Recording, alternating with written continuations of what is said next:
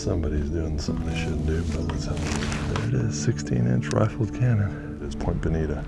That's a nice little piece of history too. Here's some information we've been looking for. Nike missile site SF-88. I feel like I was going straight up the side of that mountain. Major landslide here, huh? Wow. Well, I said I wasn't going to come into one of these, but here I am. Well, good morning and welcome to Fort Baker. We are on the north side of San Francisco Bay. There's the Golden Gate right there in front of us. This fort's been around since about 1902. And behind us, this is Battery Yates. We're going to be exploring that in a minute. So the objective today, basically we're going to pick up right where we left off on the first video. And the difference is, of course, now we're on the north side of the bay on the Marin Headlands. And we have at least three forts here that we're going to be exploring today. So we're going to start on the inward part of the bay, or the east side of the bay, which is where we're at now. And we're going to basically do a clockwise rotation around. There are, I'm thinking at least 8 or 9 batteries that we're going to be exploring today. So we're going to start here, continue on, and then we have a kind of an epic hike up to another mountaintop. Man, these videos are making me hike. So we have, I'll wait until we get there to show it to you. That's something kind of special up there. So that's our plan today. So again, let's get started. See how this turns out. All right, Battery Yates. This came online in about 1905. And what we have here were 6 3-inch rapid fire guns. These were Endicott era. Now at some point in history, my notes show me that about 4 of these guns were removed and moved to other places in the areas in the Bay coastal defenses. But by 1946, all this had been salvaged.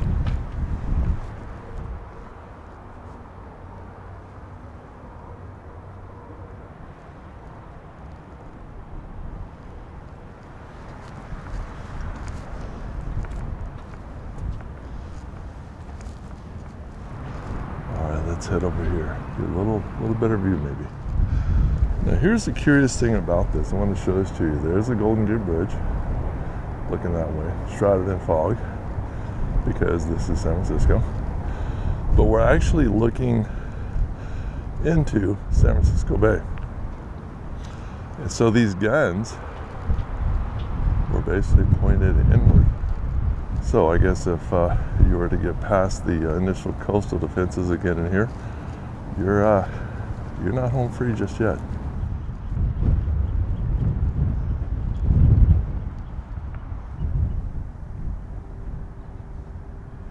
And I don't know if you can see, hopefully it shows on the camera, but there is Alcatraz right in front of us. I won't say windier over here, but definitely cooler. We'll see how today goes. Kind of a nice change though, since we're going to be hiking again.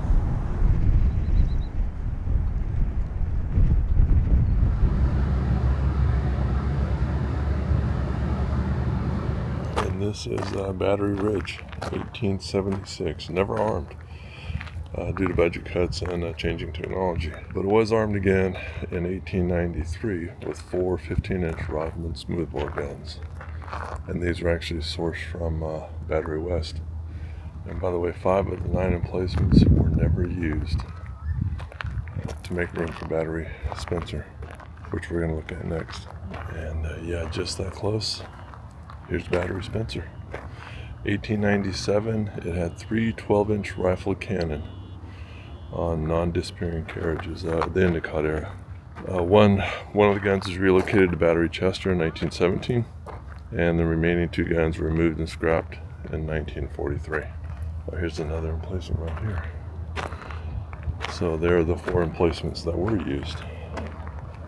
I guess the other 5 would have been up this direction. And again, never put in because they wanted to build Battery Spencer. So, all right, let's go look at Battery Spencer. Battery Spencer. For over half a century, this is one of the most strategically important sites guarding the Golden Gate. Armed with 3 rifled guns having 12-inch diameter barrels, the fortification saw continuous service until 1943, when it was declared obsolete and scrapped.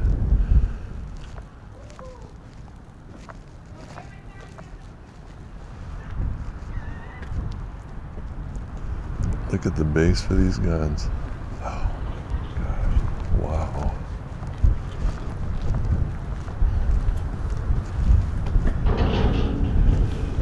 And there's a lookout.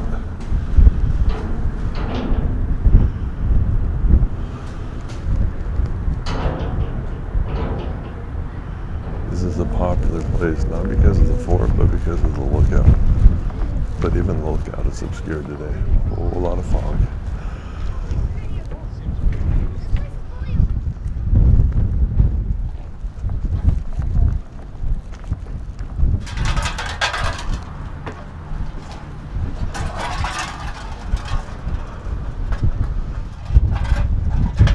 I want to show you a view from up top, so yeah, let's go join the tourists.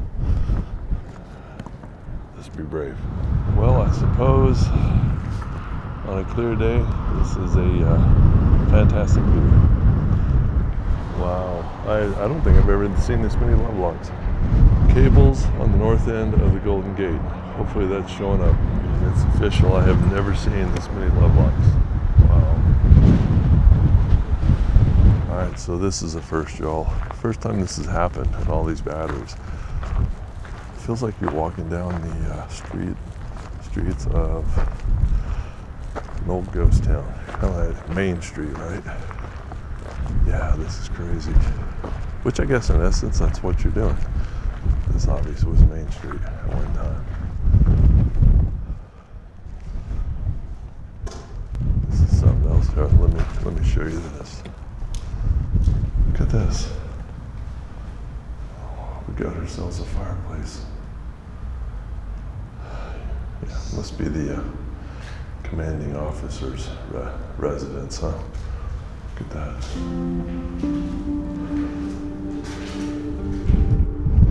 All right, here we go.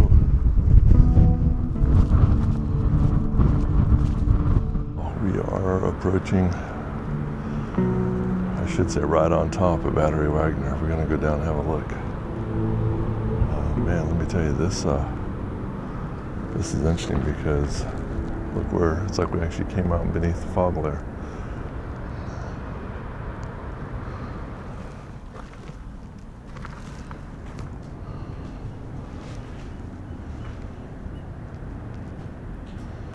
Yeah, this, wow. This place is, yeah. It's creepy. It is creepy.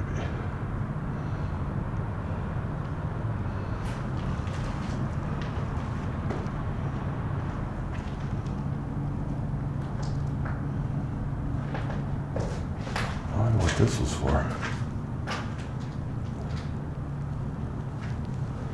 So I'm thinking this was obviously either a lookout or the plotting room.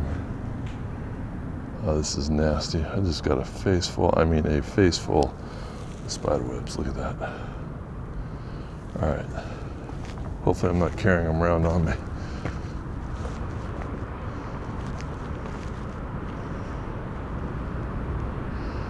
Wow, this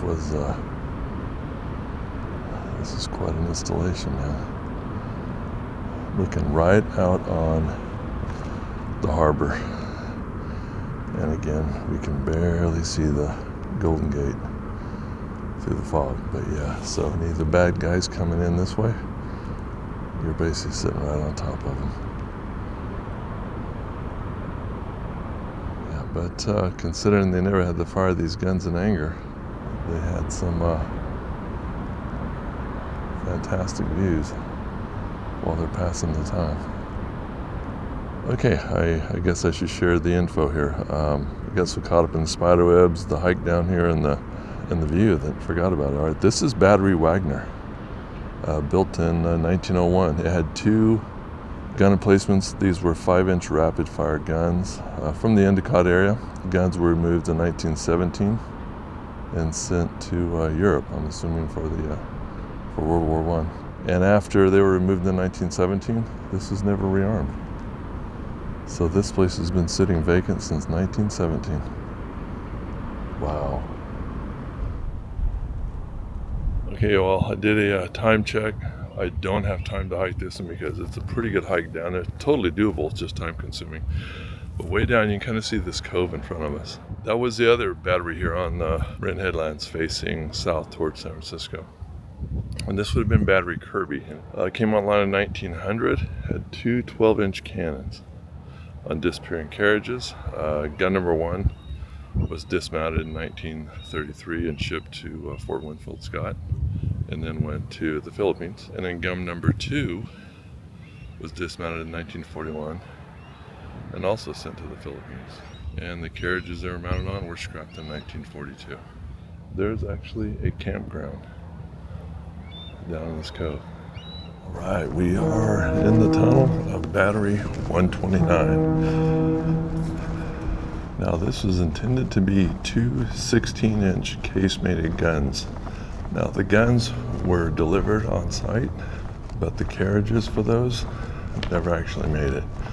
So this battery was never went into service. Built in about 1944. But let's look at this big old monster anyway, because it's another one of the World War II era ones, and these things are huge. Wow.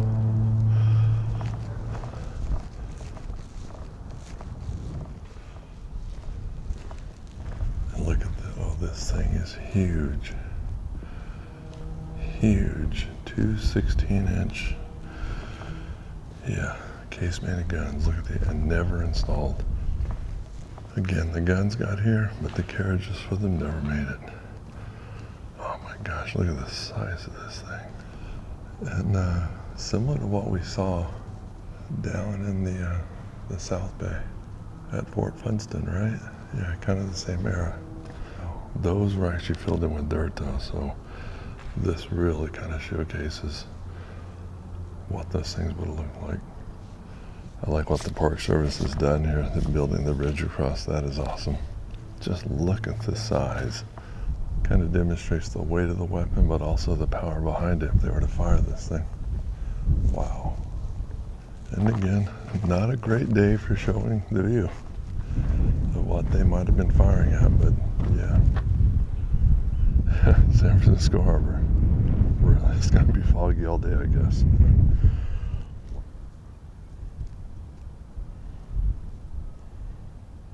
You know, it's fun and interesting, and I'm really enjoying seeing all of these guns.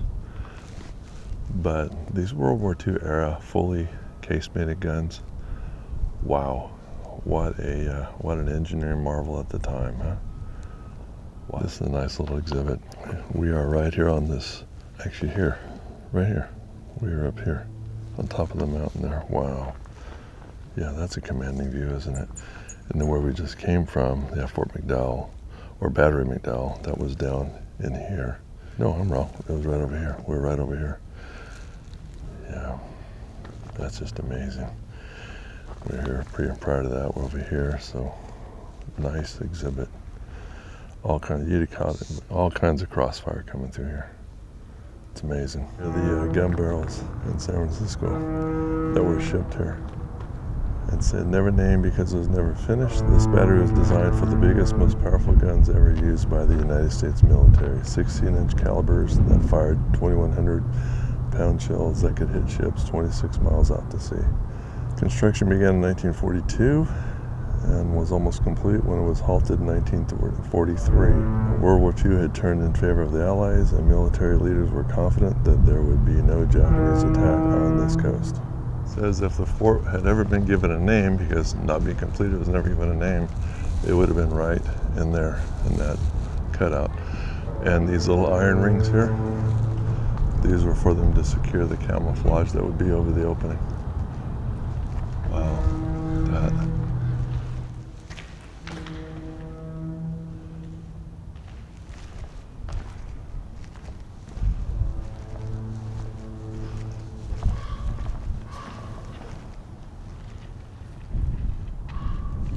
Again, how awesome is it that they left that one pin open in their previous gun emplacement.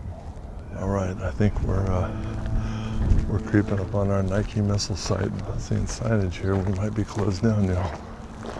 Yeah, it's closed down. A visitor improvement project. Area closed for rehabilitation. This is going to be it. We have plenty more to see. So, if we could have gone and seen this is what we'd have been looking at. This is Nike missile site SF-87C. So, this would have been the fire control center. And this was constructed in 1955, deactivated in 1971. The curious thing about this is the launch site is over at Fort Cronkite, which we're going to be going to later in the video. So yeah, fascinating stuff. It would have been more fascinating if we could look at it, but hey, we do what we can.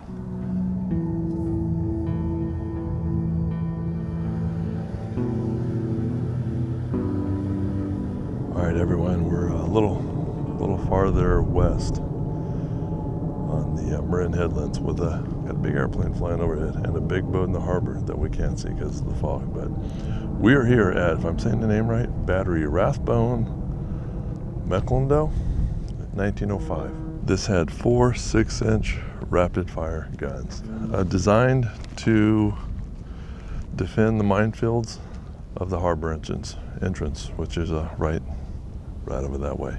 Now this is curious. So guns 3 and 4, which I'm thinking that's number 4, and this is number 3. These actually went to Europe in 1918 and returned and put back in place the next year in 1919. And this battery was deactivated in 1948. What a spot. Look at this. I mean, we are on a ridge. The ocean's out to our left. Here's our access road. And look how the ridge just falls off down below. What a spot. Definitely the high ground.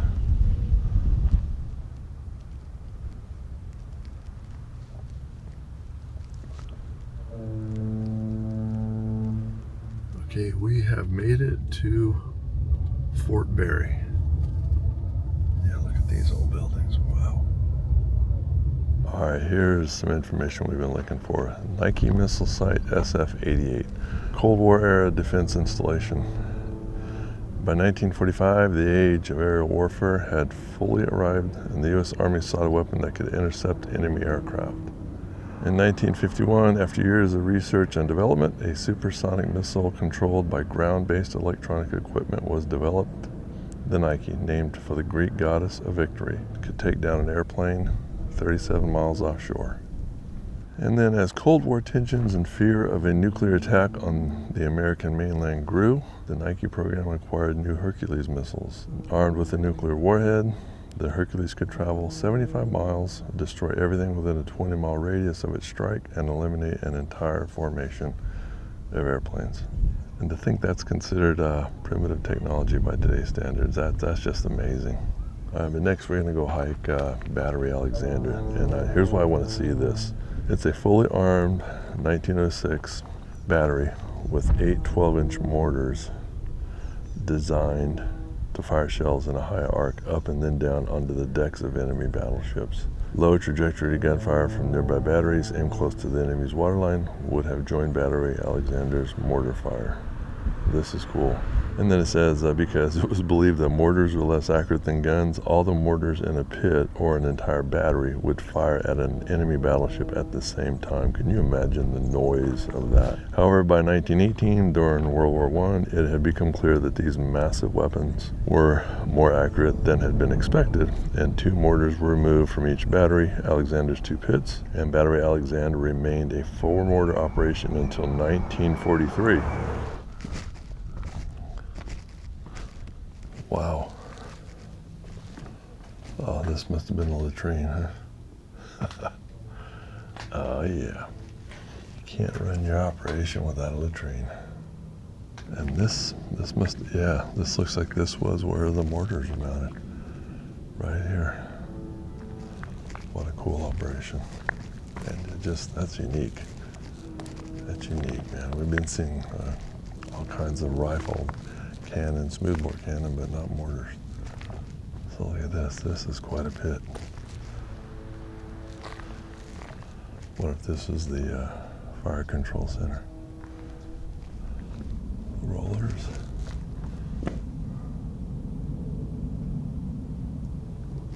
These are some the original barn doors, all metal.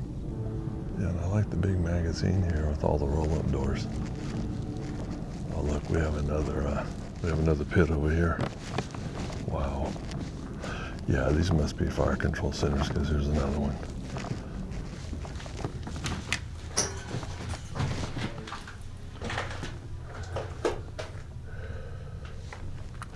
Electrical disconnects. Yeah, and here's, yeah, I guess because look here, had 4 pits there, 4 pits here. Big installation. It's amazing that they were considered that accurate all the way through World War II. I would not have thought that.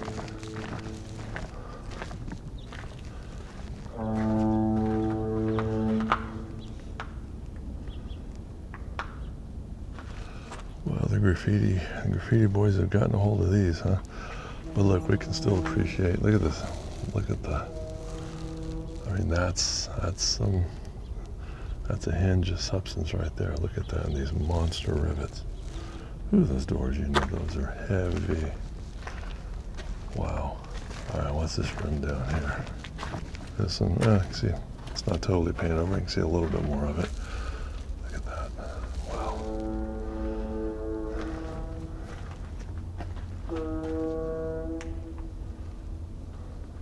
What was this? Maybe another latrine. It has a coat rack or shirt rack on the wall. Changing room? Who knows? Although there's a drain back there, so we at least know there was a wash basin in here. Wow. How about that? This surprises me. It's still, look at that. It's still relatively intact. We are coming up on Battery Mendell. Came online in 1905. 2 12-inch breech loading rifles on disappearing carriages. So this would have been Endicott era. Range was about 8 miles. Deactivated in 1943 when Battery Wallace was casemated for World War II duty. I think this is really interesting after seeing the World War II era that are fully casemated to come back and see something here from the Endicott era.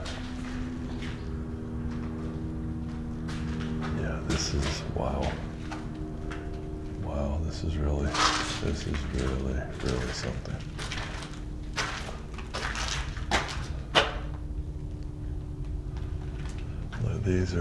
Look at the rebar rusting out. These are really starting to deteriorate in this salty coast air, huh? I'm sure somebody's doing something they shouldn't do, but let's have a look.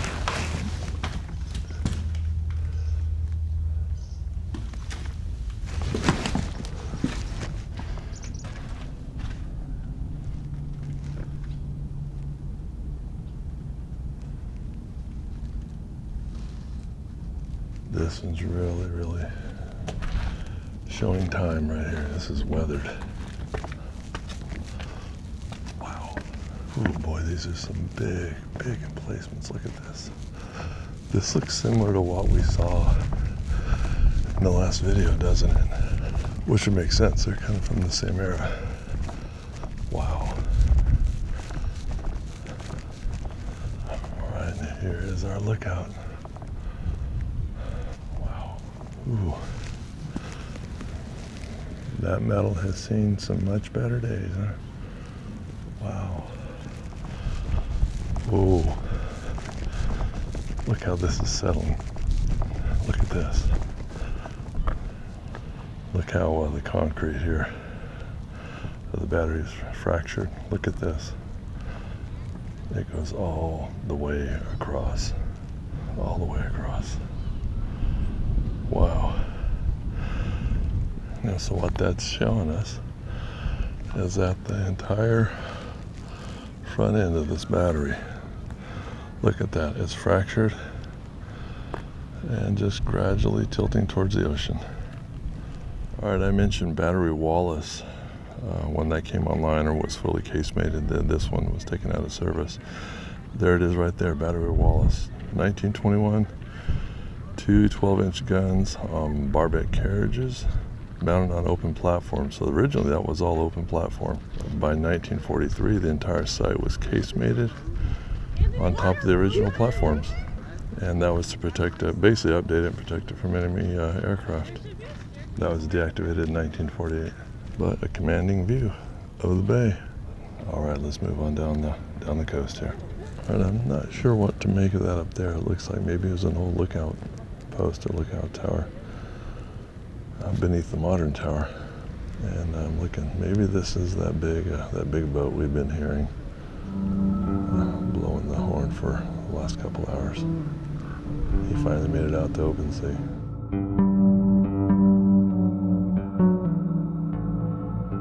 We have made it to Fort Cronkite, and that's where we're headed, up to Wolf Ridge. I really only have 2, maybe 3 sites I want to show you.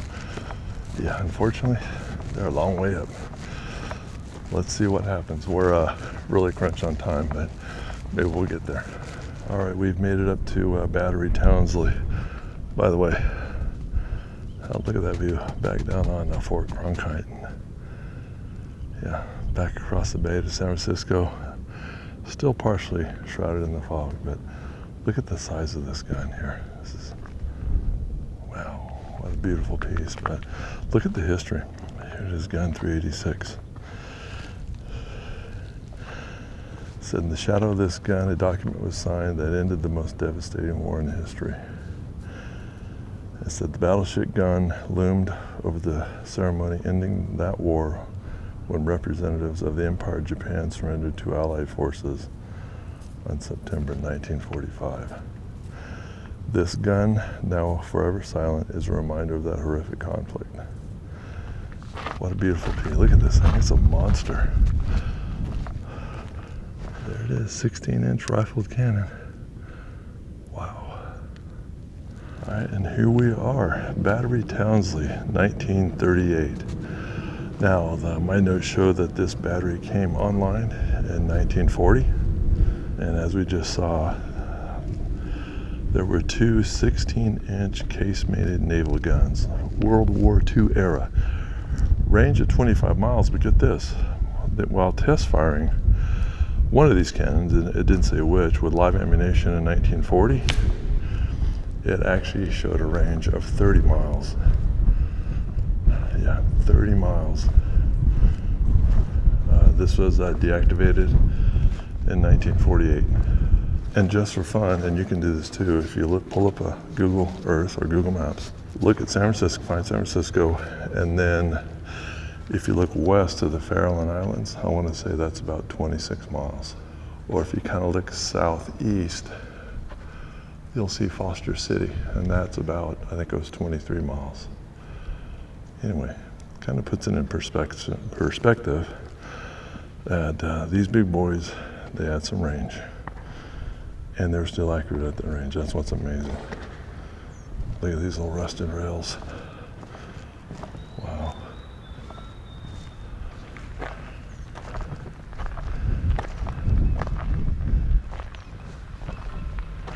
Wow, what a view. And I don't know if you can see it here. I'll take a shot with the camera, but there's a lighthouse right over here. Point Bonita, I believe it is, Point Bonita. That's a nice little piece of history too. This is interesting. Look at that, open the first Sunday of each month, 12 to 4 p.m. You can actually go inside and do a little exploring. I wonder what this was. Yeah, what was the purpose of that?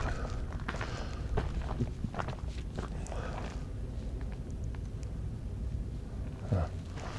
I guess this must have been where where the munitions were brought in, maybe where everything was brought in. Look at And then look at that, there's the second gun at Battery Townsley. Wow. All right, we're gonna go up on the ridge. I wanna get a little closer lookout. And if possible, find a couple of old abandoned buildings up here. We'll see how this goes. All right, man, that was, I feel like I was going straight up the side of that mountain. Our Battery Townsley is way down below the fog layer there. So we've really done some climbing. But this is that old military road that I was hiking on the way here. This is it. But look at this. Major landslide here, huh? Wow. Wow. Yeah, look at that. I actually saw that building on Google Earth. I wonder what that was. Wow. Looks like it was probably up here at one time. Look at that. That was a major landslide. Wow. All right, there's one other building up here I want to show you. This isn't the building I'm talking about, but the one with the graffiti on this side. Look at that. But I want to show you this right up here. Look at these. Oh yeah. Look at these. All right, I'm going to complain for a minute. My intention today was to get all the way up here and show you guys how far above the bay we are. And man, Mother Nature just had different ideas. When that fog comes in, these mountaintops up here, they could be any old mountaintop. Because there's no perspective on just how far down we're looking. But yeah, we're gonna go find a few more of these anyway. Oh, look at that, an old power pole laying there on the ground. I like these little stacks poking out of the ground. That's awesome.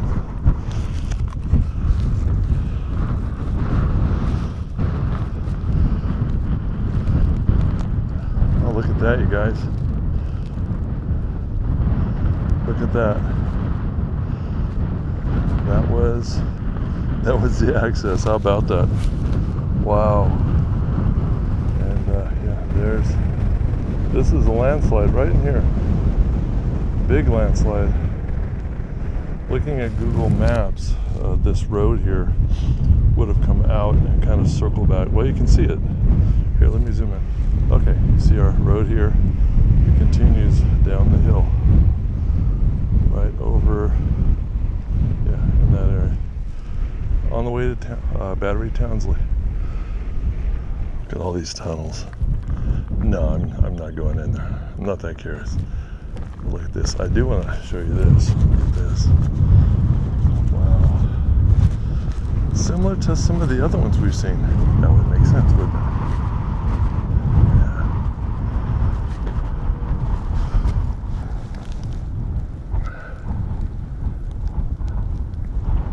That tunnel goes into that room right back there. Wow. There's a platform to stand on. About that. Look what this salt there is doing to these. That one over there is entirely gone. All right, I found some kind of pathway here and some ruins of another building that was there. And we got something else up on the hilltop, so we're gonna head up there, see what we got. I think I'm burning daylight. I gotta get down. But let's go have one final look at that. Okay, y'all, look at that out right here. That's called a basin platform. It's kind of a lookout point. It marks the end of Fort Cronkite, at least so far as going north, which means there's an anti-aircraft emplacement up here somewhere. I'm gonna keep looking for that, but we're running out of daylight. Wow, look at this. But we're at the high point, y'all. We are at the high point. Wow, look at this, guys. This is been up here for a while. I'd say since the time it was abandoned. Wow. Well, I said I wasn't going to come into one of these, but here I am. Wow, look at this.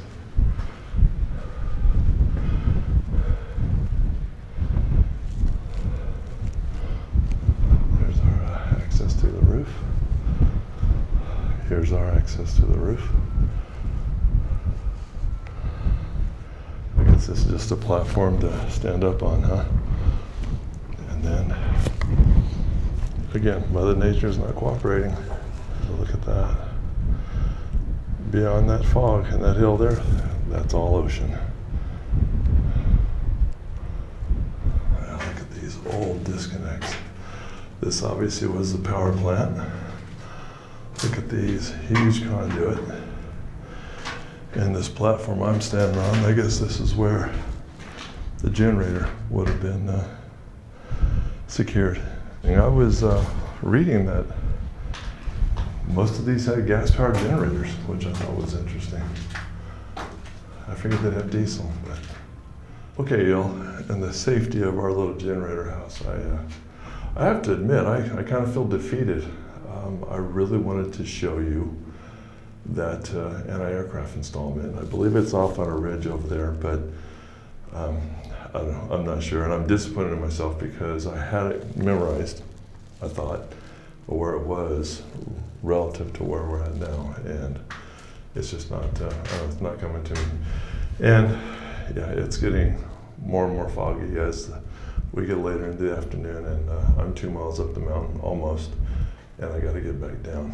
Yeah, so I'm going to cut out of here and yeah, admit defeat on that part. But I hope you all enjoyed this series. These 2 videos. This was something I've been wanting to do for a long time, and how much fun it was. How much fun it was.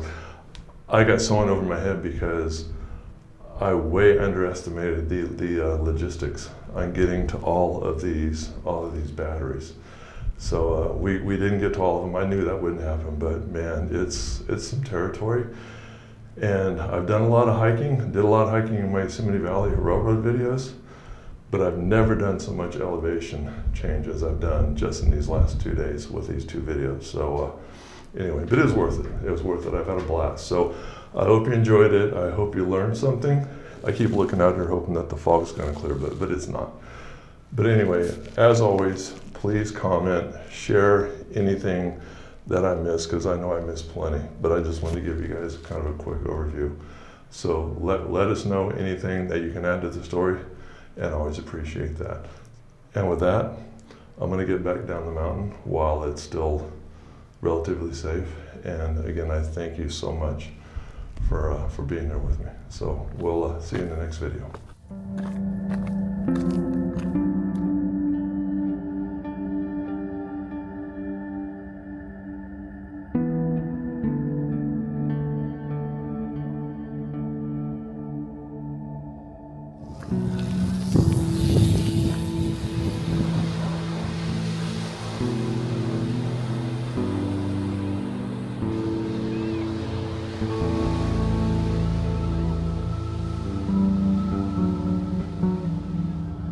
Surfer conversation. Lots of bro. Yeah, I love it though. This is so cool. So cool.